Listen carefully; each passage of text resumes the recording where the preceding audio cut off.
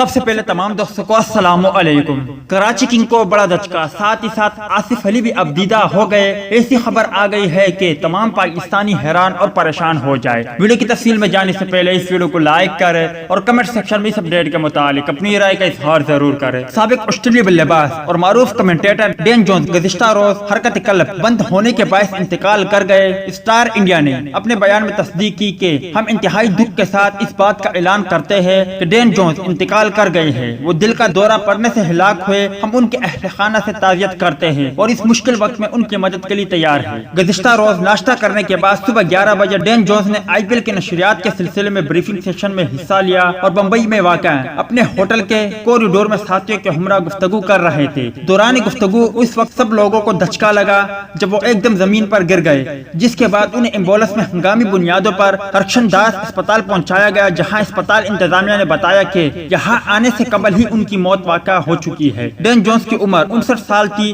اور وہ 24 مارچ 1961 میں میلبرن میں پیدا ہوئے۔ ڈین جونز 1987 کا ورلڈ کپ جیتنے والے آسٹریلوی ٹیم کے اہم رکن تھے۔ ڈین جونز نے اپنے کرکٹ کیریئر میں 52 ٹیسٹ اور 164 ون ڈے میں آسٹریلیا ٹیم کی نمائندگی کی۔ ڈین جونز PSL کی ٹیم اسلام آباد یونائیٹڈ کے کوچ اور منٹور تھے، تاہم رواں سال PSL میں انہوں نے کراچی کنگ کی کوچنگ کی تھی۔ ڈین جونز کے ساتھ اسلام آباد یونائیٹڈ میں کام کرنے والے اسپورٹس اینالسٹ ریحان الحق نے اب انکشاف کیا ہے کہ PSL 4 کے دوران جب آصف علی کی بیٹی کی طبیعت انتہائی ناساز تھی تو ڈین جونز نے تمام ٹیم کے نام ایک پیغام میں تجویز کی تھی کہ اسلام آباد یونائیٹڈ کے ہر کھلاڑی سے تھوڑے تھوڑے پیسے لے کر آصف علی اور ان کے اہل خانہ کی مدد کی جائے تاکہ ان پر سے مالی بوجھ کم ہو سکے۔ یاد رہے کہ کچھ دن پہلے ڈین جونز نے ایک بڑا اعلان کیا تھا کہ ہم PSL کے بقیہ میچز کے لیے بےتاب ہے اور ہم سے مزید انتظار نہیں ہوتا اور کراچی کنگ کے تمام کھلاڑی پاکستان آنے کے لیے تیار ہے۔ تو دوستو یہ تھی ڈین جونز کے حوالے سے کچھ اپڈیٹ۔ امید ہے کہ اس اپڈیٹ سے آپ بھی مایوس ہو گئے ہوں گے۔ اس اپڈیٹ کے متعلق اپنی رائے کا اظہار